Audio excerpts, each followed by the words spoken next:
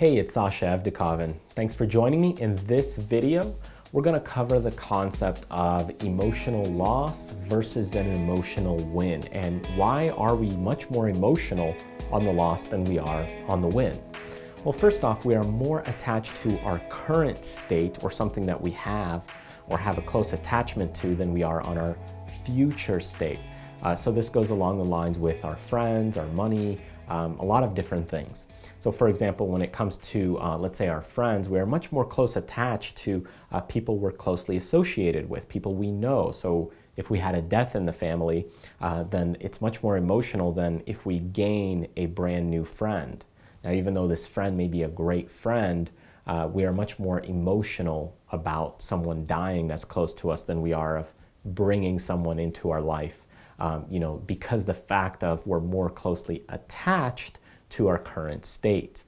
Now, when it comes to money or our financial state, again, we are more attached to our current financial state. So if I said, hey, I'll give you $1,000 now, or I'll give you 1 penny for the next 20 years every single day, again, we'd rather take the instant gratification than we would build interest or 1 penny a day for the next 20 years. And this logic goes along the same lines of using your credit cards. If you're using your credit cards, you want to delay that emotional state of paying for something.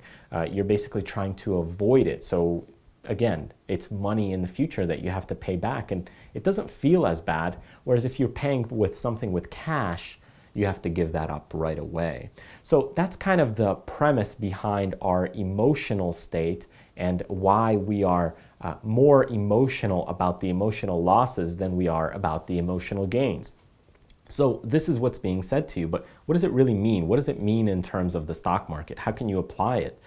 Well, the thing is what I always see people doing in terms of their emotional highs is, since we get more emotional when things start tanking, we're more reluctant and, we're not in our logical state making decisions. We get all panicky, chimpanzee mind, and we don't do the appropriate things or stick to our plans.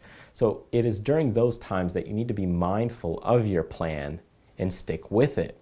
And the same premise of when the stock is heading higher, you need to do the counterintuitive thing.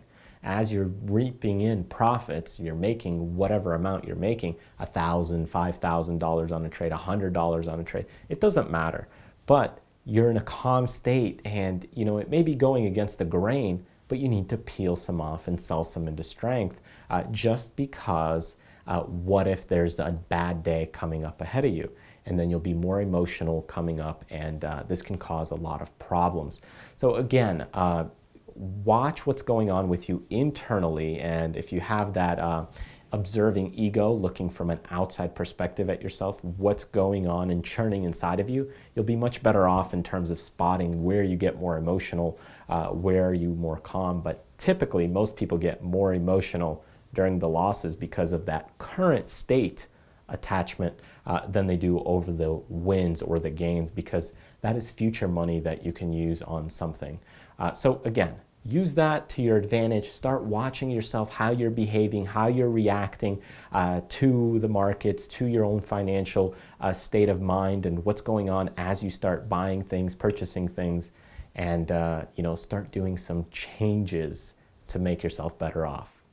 Thanks for watching, and if you enjoyed this video and you want to see the rapid recaps, the stocks that I'm watching in the current market conditions, then go ahead and click this link right here and sign up with your name and email address, and you'll get notified when those are released.